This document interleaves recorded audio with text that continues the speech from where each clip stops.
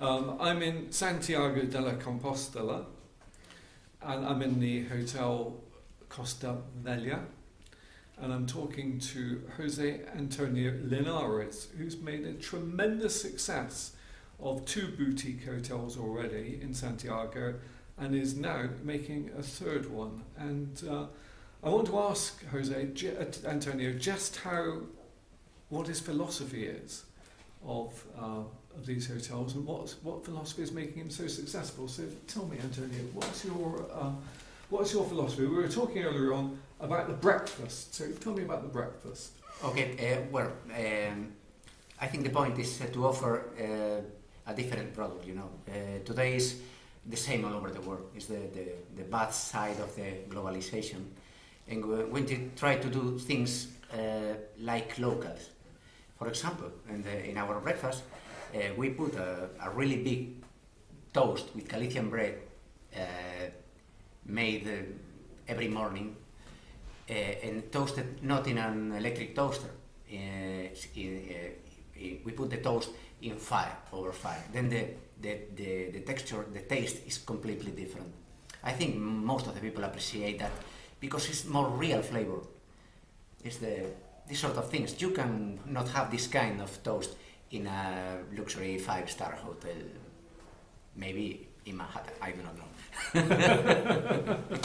And no, you wouldn't. I mean, that's the thing. It's those idiosyncrasies. It's like the Galleria, you call it, behind you. This is something quite specific to Galicia, and in particular here in Santiago. It brings you much more light. And you're telling me about this new hotel that you're building, which is even more idiosyncratic, because one of the things that people are going to do when they come there is have a bath. Oh. Under the sun, under the sky, which is amazing, isn't it? Well, in Santiago is famous in Spain, not only for the cathedral, to be the end of the Camino. It's also famous because it's the rainiest city, the city where it rains more. It's not true, but most of the people in Madrid, in big cities, in Barcelona think that. Then we try to offer to make the rain not like an advantage to converse with this kind of big windows we call galleries. It's made of wood with a lot of light. You can sit here and read in a rainy evening a book.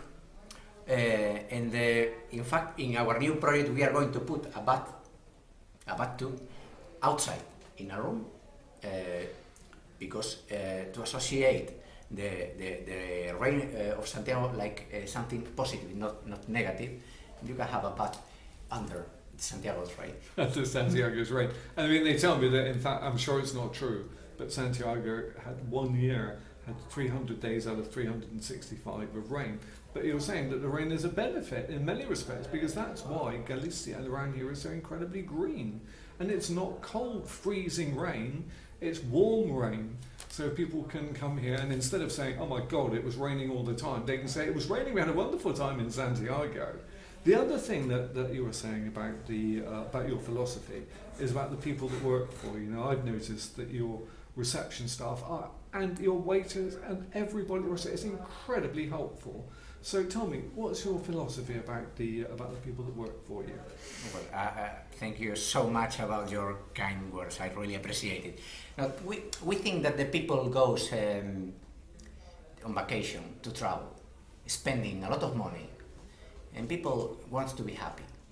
If they choose our hotel, it's our job to try the people enjoy the experience. For example, some people come from the other side of the world, from Australia, to Santiago de Compostela. They came here. It's our obligation to do our best with them. If not, I think the traveling, discovering another countries, another cultures, another places is one of the best things you can do in your life. And it's our job, our responsibility to make the experience the best as possible. That's our philosophy. Some days you are a bit, what's the word in English, down, but you have to do our best the same, because it's our responsibility. It's strange. The one word that you haven't used is hospitality. And the one thing that you've been talking about throughout our chat is actually hospitality.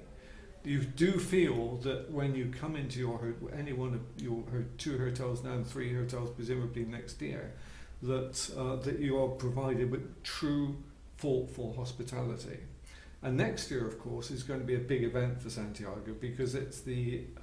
Tell me what's happening next year in Santiago. Well, next year is we call Holy Year, Año Santo in Spanish, or Xacobeo.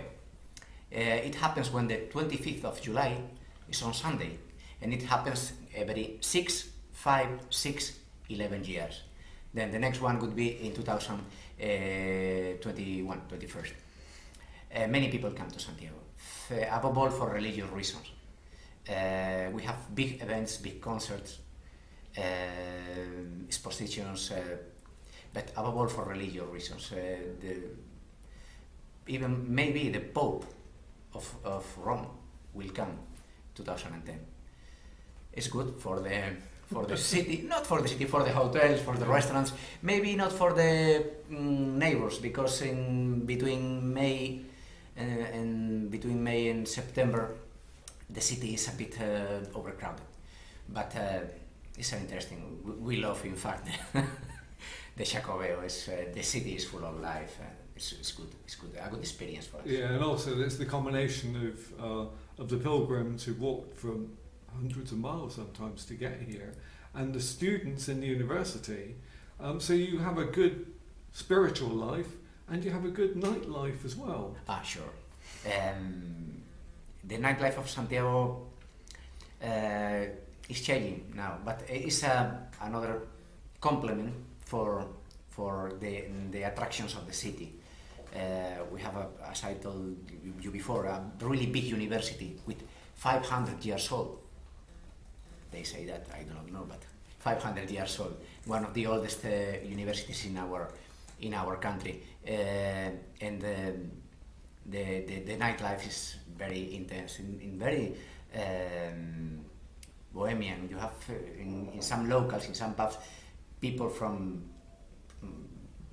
several countries all over the world. I think it's a nice attraction to this. So you've got good food, you've got hospitality, you've got nightlife, and you've got an idiosyncratic welcome. I think that people will thoroughly enjoy coming to see you next year. Thank you very much indeed. My Thank pleasure. you.